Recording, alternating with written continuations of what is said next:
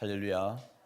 네, 요한복음 7장 37절부터 39절 말씀을 중심으로 성령 세례의 유익 세 번째 시간 함께 은혜 나누도록 하겠습니다. 먼저 본문 말씀을 같이 받들어 읽겠습니다. 요한복음 7장 37절부터 39절 말씀입니다. 받들어 읽겠습니다. 명절 끝날 곧 큰 날에 예수께서 서서 외쳐 가라사대 누구든지 목마르거든 내게로 와서 마시라. 나를 믿는 자는 성경의 이름과 같이 그 배에서 생수의 강이 흘러나리라 하시니 이는 그를 믿는 자의 받을 성령을 가리켜 말씀하신 것이라. 예수께서 아직 영광을 받지 못하신 거로 성령이 아직 저희에게 계시지 아니하시더라. 아멘. 네, 성령을 받게 되면 어떤 유익이 있다고 말씀했습니까? 지난 2시간에 걸쳐서 6가지 유익에 대해서 말씀을 드렸는데 다시 한번 복습해 보도록 하겠습니다. 어떤 유익이 있습니까? 첫째, 배에서 생수의 강이 흘러나온다고 그랬습니다. 예수 한 분으로 만족하고 영혼의 참 만족과 기쁨을 누리는 유익이 있다고 그랬습니다. 두 번째는 어떤 고난도 따라갈 수 있는 그런 유익이 있습니다. 세 번째는 천국에 대한 소망이 확실해져서 영혼 구원에 이르는 믿음으로 살아가기 위해서 최선을 다하는 그러한 유익이 있다고 말씀드렸습니다. 네 번째는 사랑의 열매를 많이 맺을 수 있다고 그랬죠. 다섯 번째는 모든 진리의 말씀, 하나님의 말씀 가운데로 인도함을 받는 유익을 얻는다고 그랬습니다. 여섯 번째는 사도의 가르침을 더 잘 받게 된다고 말씀을 드렸습니다. 오늘 7번째입니다. 재물을 제 것으로 생각지 않고 하늘에 쌓아두게 됩니다. 사도행전 2장 44절과 45절 말씀을 다 같이 받들어 읽겠습니다. 사도행전 2장 44, 45절입니다. 믿는 사람이 다 함께 있어 모든 물건을 서로 통용하고 또 재산과 소유를 팔아 각 사람의 필요를 따라 나눠주고 아멘. 네, 초대교회 성도들은 자기 재물을 조금이라도 제 것으로 여기지 않고 한 마음과 한 뜻이 되어서 모든 물건을 서로 통용했습니다. 자기 재산과 소유를 팔아 각 사람의 필요를 따라 나누어 주었습니다. 그렇다면 초대교회 성도들 어떻게 자기 재물을 조금도 자기의 것으로 여기지 않을 수가 있었을까요? 그 이유는 그들 모두가 성령을 받고 성령으로 충만했기 때문에 가능했습니다. 사도행전 4장 31절을 보겠습니다. 사도행전 4장 31절입니다. 받들어 읽겠습니다. 빌기를 다하며 모인 곳이 진동하더니 무리가 다 성령이 충만하여 담대히 하나님의 말씀을 전하니라. 아멘. 기도함으로 다 성령 받고 성령이 충만했습니다. 그래서 담대히 하나님의 말씀을 전했습니다. 그런데 그것으로 끝나는 것이 아니라 한 마음 한 뜻이 되어 모든 물건을 서로 통용하고 제 재물을 조금도 제 것으로 여기지 아니했습니다. 그래서 초대교회에는 핍절한 사람이 한 사람도 없었다. 이렇게 말씀합니다. 32절부터 35절입니다. 사도행전 4장 32절부터 35절 받들어 읽겠습니다. 믿는 무리가 한 마음과 한 뜻이 되어 모든 물건을 서로 통용하고 제 재물을 조금이라도 제 것이라 하는 이가 하나도 없더라. 사도들이 큰 권능으로 주 예수의 부활을 증거하니 우리가 큰 은혜를 얻어 그 중에 핍절한 사람이 없으니 이는 밭과 집 있는 자는 팔아 그 판 것의 값을 가져다가 사도들의 발 앞에 두매 저희가 각 사람의 필요를 따라 나누어 주미라. 아멘. 여기 보니까 어떻습니까? 성령이 임하게 되니까 권능을 받아서 재물을 조금 더 자기의 것으로 여기지 않고 함께 나눌 수가 있었다라는 것이죠. 네, 하나님께서는 출애굽 사상을 통해서 우리가 소유하고 있는 재물에 대해서 물질에 대해서 그것은 우리 것이 아니라 하나님 것이다. 하나님께서 주셔서 소유하게 하신 것으로 근본적으로는 하나님의 것임을 분명히 가르쳐주고 있습니다. 자, 창세기 15장 13절과 14절 말씀을 받들어 읽겠습니다. 창세기 15장 13, 14절입니다.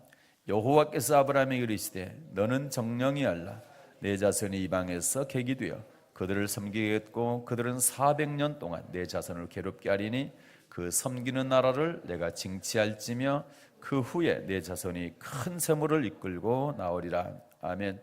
하나님께서는 아브라함에게 나타나셔서 그의 후손 이스라엘 자손이 이방 나라는 애굽을 말하죠. 이방 나라에 400년 동안 종살이한 다음에 그곳에서 나올 때에 뭘 가지고 나온다고요? 큰 재물을 이끌고 나오게 되리라 이렇게 말씀하셨습니다. 이 약속은 출애굽기 12장에서 그대로 이루어집니다. 출애굽기 12장 35절과 36절 말씀을 받들어 읽겠습니다. 이스라엘 자손이 모세 말대로 하여 애굽 사람에게 은금 패물과 의복을 구하매 여호와께서 애굽 사람으로 백성에게 은혜를 입히게 하사 그들의 구하는 대로 주게 하심으로 그들이 애굽 사람의 물품을 취하였더라. 아멘. 하나님의 약속대로 이스라엘 백성들은 애굽 사람의 물품을 취하게 됩니다.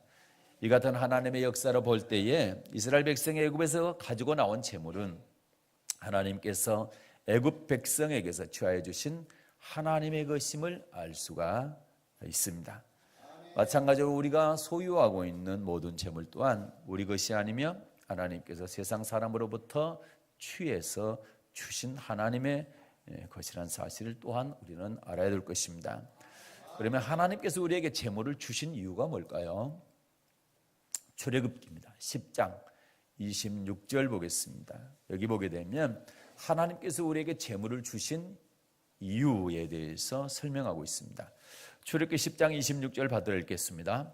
우리의 생축도 우리와 함께 가고 한 마리도 남길 수 없으니 이는 우리가 그 중에서 취하여 우리 하나님 여호와를 섬길 것이며 또 우리가 거기 이르기까지는 어떤 것으로 여호와를 섬길는지 알지 못함이니다나. 아멘. 하나님께서 이스라엘 백성으로 애굽 사람의 재물을 취하게 하신 것은 그것을 소유하게 하기 위함이 아니라 그것으로 하나님을 뭐하게요? 섬기게 하기 위함이다 이렇게 말씀합니다. 그렇지만 이스라엘 백성들이 어땠습니까? 출애굽기 32장에 보게 되면 하나님과 이런 언약을 한 다음에 40일이 채 되지 않았는데 그걸로 하나님을 섬기는 것이 아니라 그 제물을 가지고 금송아지를 만들죠. 그리고 금송아지 앞에 제사를 드립니다.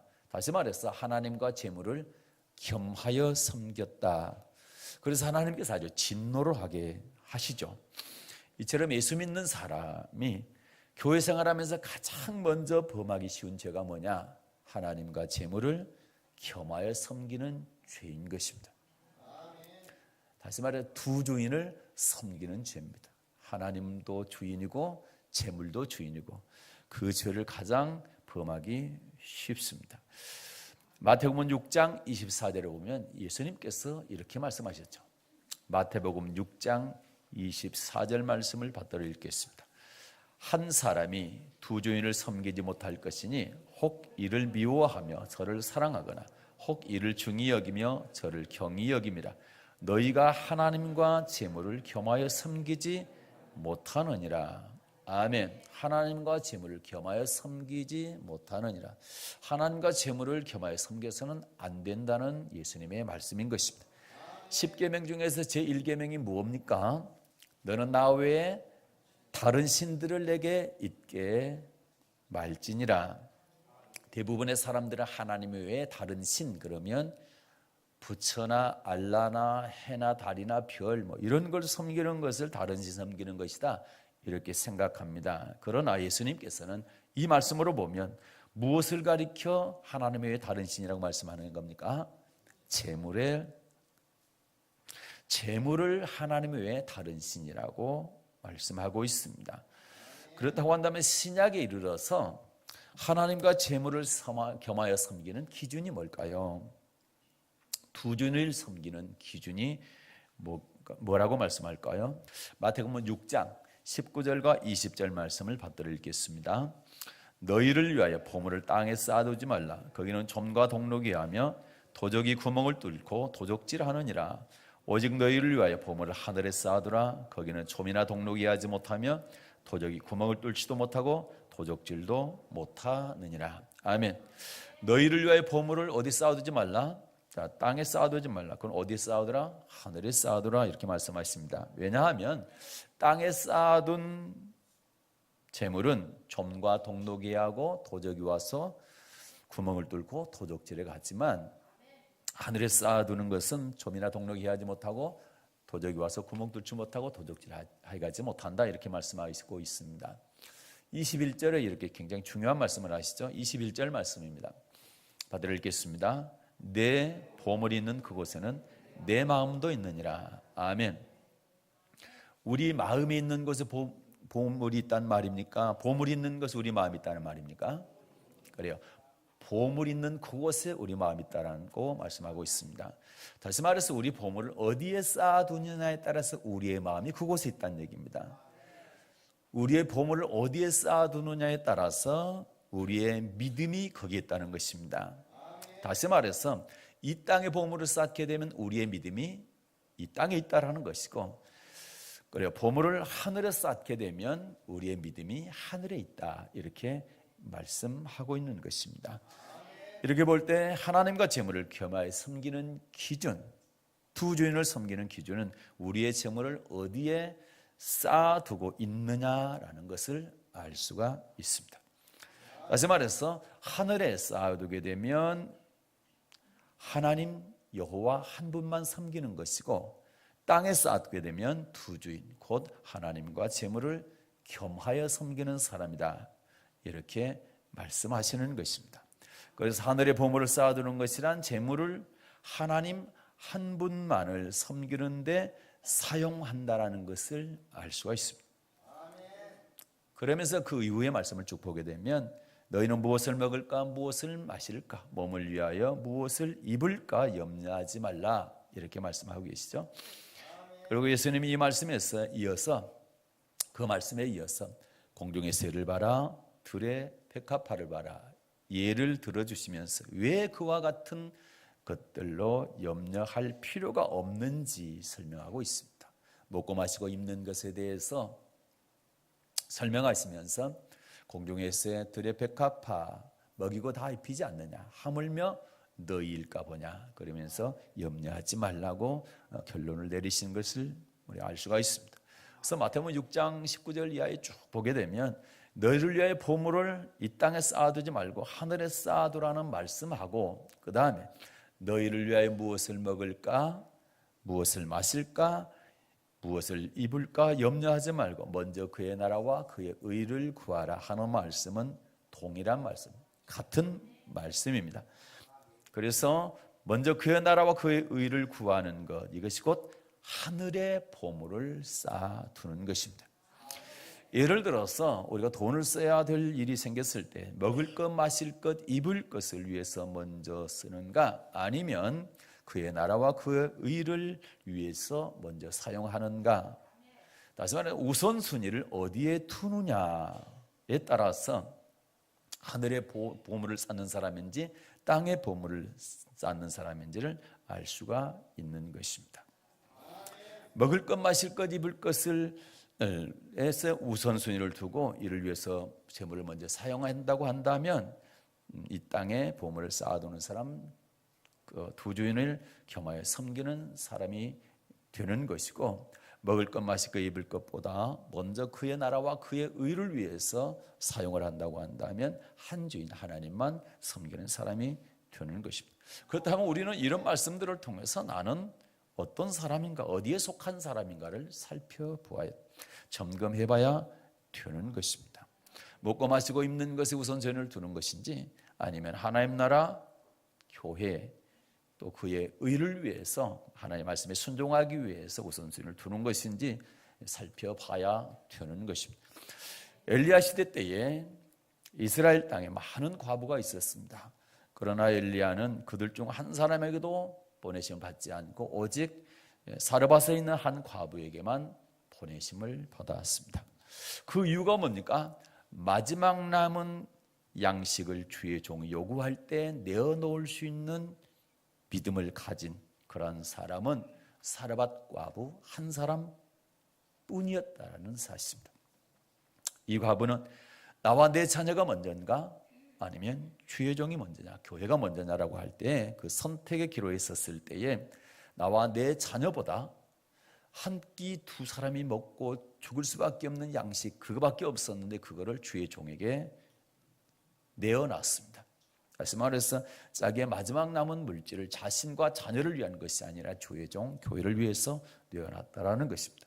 그런데 이런 믿음은 그때 당시나 지금이나 많지 않다라는 것입니다. 이런 믿음을 가진 사람이 많지 않다라는 것이죠. 그래서 주님께서 누가복음에서 그 말씀을 하고 계시는 것입니다. 그러면 우리는 먼저 그의 나라와 그 의를 구하는 믿음의 사람이 되기 위해서는 어떻게 해야 되느냐? 이에 대해서 예수님께서는 이렇게 말씀하셨습니다. 마태복음 19장 26절입니다. 예수께서 저희를 보시며 가라사대 사람으로는 할 수 없을 때 하나님으로서는 할 수 있느니라. 아멘. 자, 이 말씀 무슨 말씀입니까? 우리 힘으로는 먼저 그의 나라와 그의 의를 구할 수가 없다라는 것입니다. 우선순위를 그의 나라와 그의 의를 둘 수 있는 힘이 우리에게는 없다라는 것이죠. 그러나 하나님께서는 할 수 있다라는 거죠. 하나님. 그래서 우리가 초대교회 성도들처럼 성령을 받게 되면 성령 충만해서 위로부터 능력이 입혀지기 때문에 우리의 재물을 조금 더 우리의 것으로 여기지 않고 먼저 그의 나라와 그의 의를 위해서 사용할 수가 있다라는 것입니다. 그러므로 하나님과 재물을 겸하여 섬기지 않고 어떤 상황 속에서도 하늘의 보물을 쌓아두는 사람, 다시 말해서 먼저 그의 나라와 그 의를 구하는 사람이 되기 위해서는 뭘 받아야 된다고요? 성령을 받아야 된다. 그리고 항상 성령 충만할 수 있도록 기도해야 되는 것입니다. 그래서 여러분 기도함으로 성령 받고 성령 충만한 여러분 되시기를 주님의 이름으로 부탁을 드리겠습니다. 그 다음에 성령 세례 유익 8번째입니다. 성전을 사모하게 됩니다. 사도행전 2장 46절 말씀을 보겠습니다. 사도행전 2장 46절 말씀을 받들어 읽겠습니다. 날마다 마음을 같이하여 성전에 모이기를 힘쓰고 집에서 떡을 떼며 기쁨과 순전한 마음으로 음식을 먹고. 아멘. 오순절 성령 강림을 계기로 초대교회가 이루어졌죠. 이 초대교회 성도들은 날마다 마음을 같이해서 뭐 했습니까? 성전에 모이기를 힘썼습니다. 그렇게 할 수 있었던 것은 왜 그렇게 할 수 있어요? 날마다 성전에 모이기를 힘쓸 수 있었고 성전에 나올 수 있었던 힘이 어디서 왔습니까? 성령 받고 성령의 권능으로 말미암아 성전을 사모하게 되었기 때문에 그렇게 할 수가 있었던 것입니다. 성경은 주님의 재림이 가까움을 볼수록 성전에 모이기를 패하는 어떤 사람들의 습관같이 하지 마라, 더욱 성전에 모이기를 힘쓰라, 이렇게 말씀하고 있습니다. 히브리서 10장 25절입니다. 히브리서 10장 25절 말씀을 받들어 읽겠습니다. 모이기를 패하는 어떤 사람들의 습관과 같이 하지 말고 오직 권하여 그날이 가까움을 볼수록 더욱 그리하자. 아멘. 왜 마지막에 가까울수록 성전에 모이기를 힘써야 될까요? 그것은 바로 교회는 음부의 권세가 이기지 못하는 것이기 때문에 그렇습니다. 마태복음 16장 16절에서 베드로가 신앙 고백을 하게 되죠. 저는 그리스도시고 살아계신 하나님의 아들입니다. 이렇게 신앙 고백을 하게 될 때 예수님께서 베드로에게 이렇게 말씀하셨죠. 자, 마태복음 16장 18절입니다. 마태복음 16장 18절 말씀 받들어 읽겠습니다. 또 내가 내게 이르노니 너는 베드로라. 내가 이 반석 위에 내 교회를 세우리니 음부의 권세가 이기지 못하리라. 아멘. 여기서 음부의 권세는 사망 권세를 말합니다. 아담이 범죄함으로 말미암아 사망이 세상에 들어왔고 그로 인해서 마귀는 사망의 세력을 잡게 되었습니다. 따라서 이 말씀은 교회 안에 있으면 사망의 세력을 잡은 마귀가 우리를 이기지 못한다. 다시 말해서 교회 중심으로 생활을 하게 되면 마귀의 공격으로부터 주님께서 보호해 주시겠다는 말씀인 것입니다. 그러니까 마귀의 입장에서 보게 되면 당연히 성도들로 하여금 성전에 모이기를 힘쓰게 할까요? 힘쓰지 못하게 할까요? 그렇죠? 성전에 모이기를 힘쓰지 못하게 하고 성전에 모이는 것을 피하게 만드는 것이죠. 그것은 마귀의 작전인 것입니다. 출애굽기에 나타난 마귀의 작전을 보게 되면 알 수가 있습니다. 출애굽기 8장입니다. 25절과 26절을 보겠습니다. 출애굽기 8장 25절 26절을 받들어 읽겠습니다. 바로가 모세와 아론을 불러 이르되 너희는 가서 이 땅에서 너희 하나님께 희생을 드리라. 모세가 가로되 그리함은 불가하니이다. 우리가 우리 하나님 여호와께 희생을 드리는 것은 애굽 사람의 미워하는 바이온즉 우리가 만일 애굽 사람의 목전에서 희생을 드리면 그들이 그것을 미워하여 우리를 돌로 치지 아니하리까. 아멘. 바로는 애굽의 왕이죠. 세상 왕. 자, 바로는 이 땅은 어디입니까? 애굽은 세상을 의미합니다. 애굽에서 하나님께 희생을 드리라. 세상에서 교회 가지 말고 세상에서 그냥 하나님께 희생 드리라, 예배 드리라 이렇게 말하고 있습니다. 그러나 모세는 그렇게 하는 것은 절대 불가하니다. 절대 안 됩니다. 이렇게 얘기를 하죠. 그 이유가 뭡니까? 우리가 만일 애굽 사람의 목전에서 희생을 드리게 되면 그들이 그것을 미워해서 우리를 돌로 치지 아니하리까. 애굽에서 세상에서 희생드리면 예배를 드리게 되면 세상 사람들이 그것을 미워해서 돌로 친다는 것입니다. 이 말씀의 뜻이 뭡니까? 세상에서 하나님을 섬기게 되면 교회에 와서가 아니라 세상에서 하나님을 섬기게 되면 세상 권세 잡은 마귀의 공격을 받게 된다는 것이죠. 그러므로 우리는 반드시 음부의 권세가 이기지 못하는 성전에서 하나님을 섬겨야 되고 날마다 성전 중심으로 살아야 되는 것입니다. 이것을 잘 나타내주는 말씀이 있습니다. 베드로 후서입니다. 2장 6절부터 8절 말씀을 보겠습니다. 베드로 후서 2장 6절부터 8절 말씀을 받들어 읽겠습니다. 소돔과 고모라 성을 멸망하기로 정하여 제가 되게 하사 후세 경건치 아니할 자들에게 본을 삼으셨으며 무법한 자의 음란한 행실을 인하여 고통하는 의로운 롯을 건지셨으니 이 의인이 저희 중에 거하여 날마다 저 불법한 행실을 보고 들으므로 그 의로운 심령을 상하니라. 아멘. 의로운 롯이 소돔과 고모라 성, 다시 말해서 세상 가운데 거할 때 저들의 불법한 행실을 보고 들으므로 그의 의로운 심령이 상하게 됐다 이렇게 말씀하고 있습니다. 아무리 의로운 사람이라 할지라도 성전 중심으로 살지 않고 세상 속에 거하면서 그들의 불법한 행실을 보고 듣게 되면 마귀의 공격을 받게 되고 결국 말씀대로 살려는 의로운 심령이 상해서 그 믿음이 급격히 떨어질 수밖에 없다 이렇게 말씀하는 것입니다. 그 좋은 예가 바로 다윗 왕입니다. 골리앗과 싸움에서 알 수 있었던 것처럼 다윗은 어려서부터 하나님의 전지전능하심을 잊지 않고 잘 기억했던 사람입니다. 항상 기억했던 사람입니다. 다윗은 하나님께 철저히 기도했던 사람, 그리고 하나님의 말씀을 온전히 쫓아서 순종했던 대단한 믿음의 사람이었습니다. 성경은 그런 다윗을 가리켜 하나님의 마음에 합한 자다, 하나님의 마음에 합한 자 이렇게 칭찬을 합니다. 그러나 그런 다윗이, 이 믿음 좋은 다윗이 나라가 강성해지고 평안해지게 될 때에 어느 날부턴가 그 다윗의 신앙이 나태해지기 시작합니다. 다윗의 신앙에서 안일함을 엿볼 수가 있습니다. 사무엘하를 보겠습니다. 11장입니다. 사무엘하 11장 1절과 2절 말씀을 받들어 읽겠습니다. 해가 돌아와서 왕들의 출전할 때가 되매 다윗이 요압과 그 신복과 그 이스라엘 군대를 보내니 저희가 암몬 자손을 멸하고 랍바를 에워쌌고 다윗은 예루살렘에 그대로 있으니라.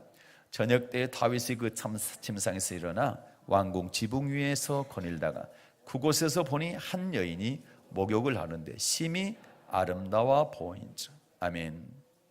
다윗은 요압과 그 신복과 이스라엘 군대를 보내서 암몬 자손과 전쟁을 하게 하고 자신은 예루살렘의 왕궁에 그대로 있었습니다. 그럼 이때 다윗은 무엇을 해야 됩니까? 어떻게 해야 됩니까?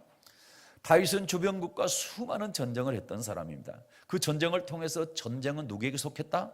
하나님께, 여호와께 속했다는 사실을 누구보다 철저히 알고 있었던 사람입니다. 그렇기 때문에 다윗은 그 어느 때보다 지금 요압 장군을 비롯해서 자기의 신복들이 전쟁터에 나가서 전쟁하고 있기 때문에 지금 뭐 해야 됩니까? 철저하게 기도해야 했습니다. 그러나 그는 한가하게 지붕 위를 거닐다가 한 여자가 목욕하는 것을 보고 그 아름다움에 마음을 빼앗기게 됩니다. 그리고 그 여인을 불러들여서 취하게 되고, 그리고 그 여인의 남편이 지금 전쟁터에서 생명을 걸고 나라를 위해서, 그 왕을 위해서 싸우고 있는 우리야 장군이라는 사실을 알고도 자신의 죄를 은폐하기 위해서 전쟁터에서 이 여인의 남편을 죽게 만듭니다.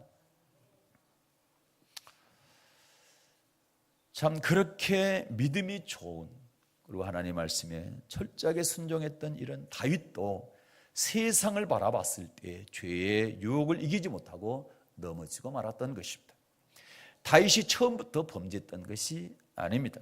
세상을 바라봤을 때 마귀의 공격을 받게 되고 결국 그의 의로운 심령이, 하나님 말씀대로 순종하려고 하는 그런 의로운 심령이 상해서 하나님의 말씀을 지키지 못하고 죄를 범하고 말았던 것입니다. 그러므로 저와 여러분은 모이기를 피하는 어떤 사람과 같이 해서는 안 됩니다. 초대교회 성도들처럼 날마다 교회에 모이는 것을 힘쓰고 철저히 교회 중심으로 신앙생활을 하게 될 때 하나님께서 마귀의 공격을, 은비의 권세를 이기게 해주실 줄로 믿습니다. 그래서 그런 성도들 되시기를 주님의 이름으로 축복합니다. 성령설의 유익을 보게 되면 그 배에서 생수의 강이 흘러납니다. 어떤 고난도 따라갈 수가 있습니다. 천국에 대한 소망이 확실해집니다. 사랑의 열매를 많이 맺을 수가 있습니다.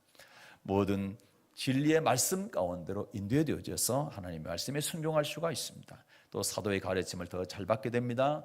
재물을 제 것으로 여기지 아니하고 하늘에 쌓아둘 수 있게 됩니다. 성전을 사모하게 됩니다. 9번째입니다. 하나님의 자녀인 것을 확신하게 됩니다. 로마서 8장 16절 말씀을 보겠습니다. 로마서 8장 16절 말씀 받들어 읽겠습니다. 성령이 친히 우리 영으로 더불어 우리가 하나님의 자녀인 것을 증거하시나니 아멘. 주는 그리스도시요 살아계신 하나님의 아들이십니다 라고 그런 고백이 없이는 누구든지 구원을 얻을 수가 없습니다. 그런데 이 고백은 하나님의 은혜, 곧 성령으로 말미암지 않고는 우리에게 이루어질 수가 없습니다. 이것을 구약시대, 예수님 시대, 성령 시대로 나눠서 살펴보겠습니다. 구약시대 보게 되면 이스라엘 백성은 어떻게 여호와 하나님을 구원의 하나님으로 고백했는지 한번 볼까요? 자, 하나님은 아브라함 때에 아브라함에게 그의 후손 이스라엘 자손을 자기 백성으로 택하셨습니다. 그리고 700년 후에 모세를 통해서 애굽 온 땅에 장자의 죽음의 장으로 치게 될 때에 이스라엘 백성의 집에는 어린 양의 피를 문인방과 설주에 바르게 되죠. 그리고 사망이 그들에게 임하지 않습니다. 애굽의 모든 장자가 다 죽게 될 때 이스라엘 백성들은 전혀 죽지 않습니다. 사망을 면하게 되는 것이죠. 그리고 출애굽기 13장에 보게 되면 불기둥과 구름기둥으로 저들을 하나님께 직접 인도해 주셨습니다. 출애굽기 14장에 보면 홍해를 갈라 마른 땅같이 건너가게 하십니다. 그리고 출애굽기 15장 2절에서 여호와는 나의 구원이시오 나의 하나님이십니다 라고 하나님을 구원자라고 고백을 하게 됩니다. 이 사건을 고린도서 10장 2절에서 바울 사도가 세례받은 사건이다 이렇게 해석을 했습니다. 다시 말해서 여호와는 나의 구원이시오 나의 하나님이십니다 라고 이렇게 출애굽기 15장 2절에서 고백한 그 사건은 신약에서 저는 그리스도시요 살아계신 하나님의 아들이십니다 라고 고백하고 예수 그리스도의 이름으로 세례를 받는 사건이다. 이게 똑같다. 그 사건은 똑같은 사건이다 이렇게 말씀하고 있는 것입니다. 이처럼 구약시대에는 하나님께서 직접 창조 이래로 한 번도 행한 적이 없던 시험과 이적과 또 기사 이런 것들을 통해서 애굽 온 땅의 상천하지에 여호와 하나님 이외에 다른 신은 없다 이것을 알게 하시고 마침내 그들로 하여금 여호와는 나의 구원자 그리고 나의 하나님이라고 고백하게 하신 것입니다. 또 그 사건을 신약성경에서는 세례받은 것으로 기록함으로 말미암아 그들의 고백이 하나님의 은혜로 이루어졌다. 이 사실을 하나님께서 직접 인정해 주신 것입니다. 예수님 시대는 어떻습니까? 예수님께서 공성의 사역이 끝나갈 무렵에 가이사랴 빌립보 지방에 이르렀을 때 제자들에게 묻습니다. 사람들이 인자를 누구라 하느냐? 아무도 예수님을 그리스도라고 인정한 사람이 없었고 알지 못합니다. 그때 제자들에게 묻습니다. 너희는 나를 누구라 하느냐? 이렇게 물었을 때에 베드로가 뭐라고 고백합니까? 저는 그리스도시고 살아계신 하나님의 아들이십니다. 이렇게 고백을 하게 되죠. 그러자 예수님께서 그 베드로에게 뭐라고 말씀합니까? 자, 마태복음 16장입니다. 마태복음 16장 16절과 17절 말씀을 받들어 읽겠습니다. 시몬 베드로가 대답하여 가로되 주는 그리스도시요 살아계신 하나님의 아들이시니이다. 예수께서 대답하여 가라사대 바요나 시몬아 내가 복이 있도다. 이를 내게 알게 하니는 혈육이 아니요 하늘에 계신 내 아버지시니라. 이를 내게 알게 하니는 혈육이 아니요. 자, 예수님께서 하나님의 아들 그리스도라는 사실을 알게 하는 이는 혈육이 아니다. 사람이 아니다. 하늘에 계신 내 아버지다. 이렇게 말씀하죠. 다시 말해서 베드로가 신앙 고백한 것은 하나님의 은혜로 이루어졌다는 사실을 예수님께서 직접 인정해 주신 것입니다. 지금은 성령 시대죠. 자, 오늘날 성령 시대에는 무엇을 통해서 상천하지 오직 여호와 하나님만 참신이고 하나님 외에 다른 신이 없다라는 것과 또 예수님께서 하나님의 아들 그리스도라는 사실을 알게 하실까요? 물론 성경 말씀을 통해서 이를 알게 할 수도 있습니다. 그리고 믿게 할 수도 있습니다. 그러나 예수님에 관하여 전혀 모르는 사람에게 성경을 통해서 이를 알고 믿게 한다는 것은 결코 쉬운 일이 아닙니다. 그러면 어떻게 알고 믿게 하십니까? 자, 요한복음 15장 26절입니다. 요한복음 15장 26절 말씀을 받들어 읽겠습니다. 내가 아버지께로서 너희에게 보낼 보혜사 곧 아버지께로서 나오시는 진리의 성령이 오실 때 그가 나를 증거하실 것이요. 아멘. 예수님은 자신이 아버지께로 가셔서 보내주실 보혜사 진리의 성령이 오시면 그분이 예수님을 증거하실 것이다. 예수님을 증거한다는 게 예수님을 알게 한다. 하나님의 아들이고 그리스도라는 사실을 알게 하신다는 것이죠. 그러므로 진리의 성령이 우리에게 임하시면 그 성령께서 친히 예수님이 하나님의 아들 그리스도라는 사실을 알게 해 주신다. 앞에서 말씀드렸던 것처럼 주는 그리스도시요 살아계신 하나님의 아들입니다 라는 고백이 없이는 누구도 구원을 얻을 수가 없습니다. 이 고백은 하나님의 은혜, 성령으로서 가능합니다. 그러나 성령께서 직접 너는 내 아들이니까 예수 그리스도를 내 구주로 고백해라 이렇게 직접 말을 들은 사람은 없을 겁니다. 아마 그런 음성을 듣고 고백한 사람은 없을 거예요. 어떤 사람을 통해서 목사님을 통해서라든지 또는 전도하시는 어떤 전도자를 통해서라든지 또 어떤 사람은 어머니 뱃속부터 모태신앙 그래서 태어날 때부터 계속 부모님을 따라서 교회를 다녔기 때문에 언제 고백했는지 모른 채 신앙생활을 하기도 합니다. 그래서 정말 나는 내 신앙을 고백을 했는지 그래서 내 신앙 고백이 성령으로 된 것인지 정말로 거듭났는지 나는 구원받은 하나님의 자녀인지 또 이런 거에 대한 확신이 불분명한 경우를 우리가 종종 보게 됩니다. 그렇다면 우리는 우리의 고백이 정말 성령으로 된 것이고 내가 하나님의 자녀라는 것을 어떻게 확신할 수 있습니까? 먼저 요한일서 4장 15, 16절을 보겠습니다. 요한일서 4장 15절과 16절은 이렇게 말씀하고 있습니다. 누구든지 예수를 하나님의 아들이라 시인하면 하나님이 저 안에 거하시고 저도 하나님 안에 거하느니라. 하나님이 우리를 사랑하시는 사랑을 우리가 알고 믿었노니 하나님은 사랑이시라.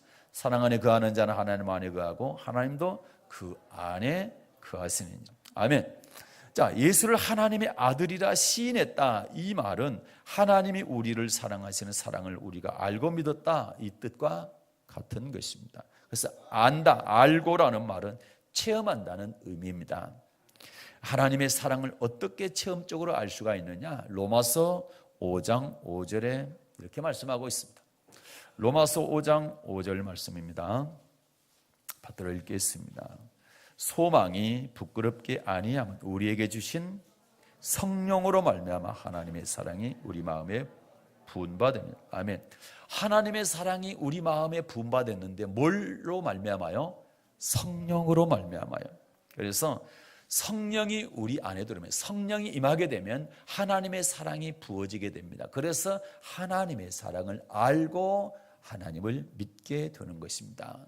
그래서 예수님께 십자가에 죽으신 것이 바로 나를 위해서 내 영혼을 구원하시기 위한 하나님의 가장 큰 사랑이구나, 이것을 알고 고백할 수 있게 된다는 것입니다. 네, 다시 가겠습니다. 로마서 8장 16절입니다. 다시 로마서 8장 16절 받들어 읽겠습니다. 성령이 친히 우리 영으로 더불어 우리가 하나님의 자녀인 것을 증거하시나니. 아멘. 구약 시대에는 하나님께서 직접 이스라엘 자손들의 고백을 인정해 주셨습니다. 예수님 시대 때는 예수님께서 직접 제자들의 고백을 인정해 주셨습니다. 마찬가지로 이제 성령 시대에는 성령이 우리에게 임하게 되면은 성령께서 친히 우리의 영으로 더불어 우리가 하나님의 자녀인 것을 증거해 주시는 것입니다. 그러므로 우리는 예수를 주로 고백했음에도 불구하고 자신이 거듭났음을 확신하지 못하고 있던 성도나, 또는 아직 예수님을 주로 고백하지 아니한 사람이라 할지라도 뭘 받게 되면, 성령을 받게 되면 하나님의 사랑을 깊이 체험하게 됩니다. 그리고 자신이 하나님의 자녀인 것을 확실하게 믿게 되는 것입니다. 이거를 잘 증거해 주는 말씀이 있습니다. 사도행전 10장입니다. 고넬료 가정에 성령이 임했습니다.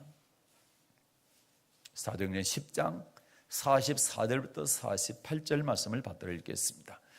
베드로가 이 말할 때에 성령이 말씀 듣는 모든 사람에게 내려오시니 베드로와 함께 온 할례 받은 신자들이 이방인들에게도 성령 부어주심을 인하여 놀라니 이는 방언을 말하며 하나님 높임을 들음이르라.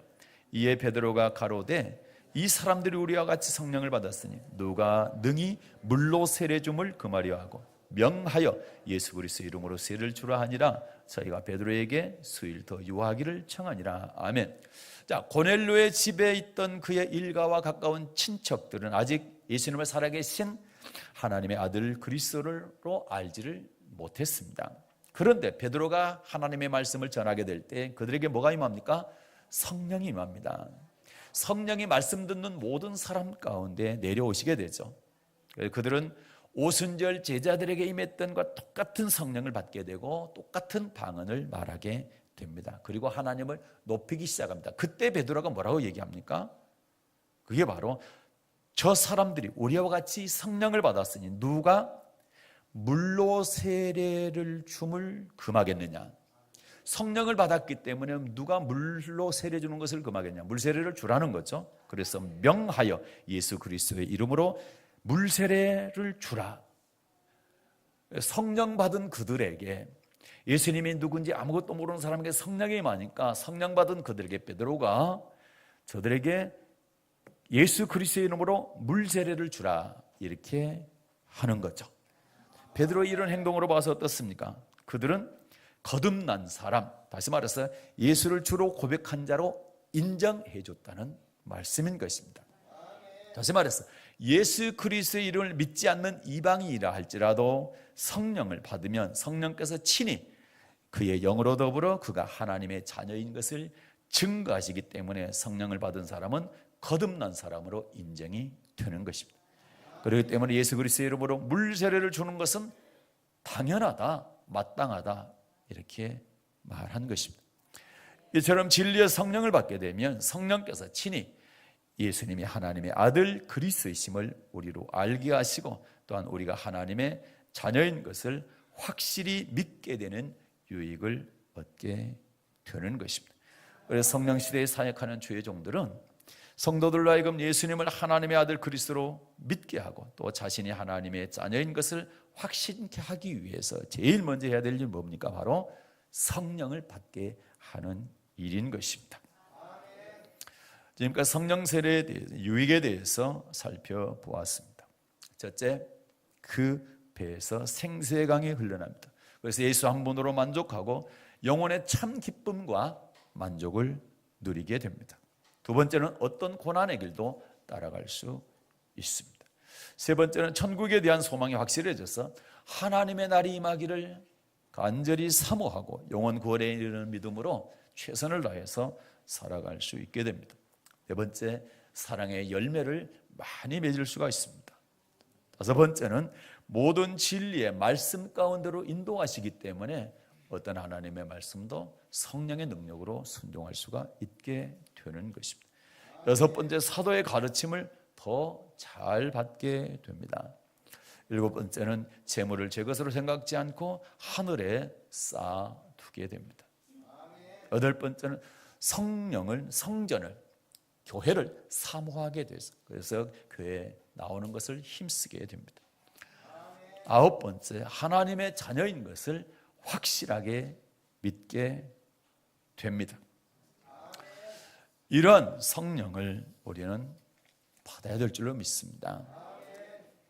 이런 말씀들을 통해서 우리가 항상 성령 기도함으로 말미암아 성령 받고 성령 충만해서 이렇게 말씀드렸던 9가지의 이런 성령 세례를 받음으로 말미암아 우리에게 임하는 유익들을 다 받아 누리시는 여러분 되시기를 주님의 이름으로 축복합니다.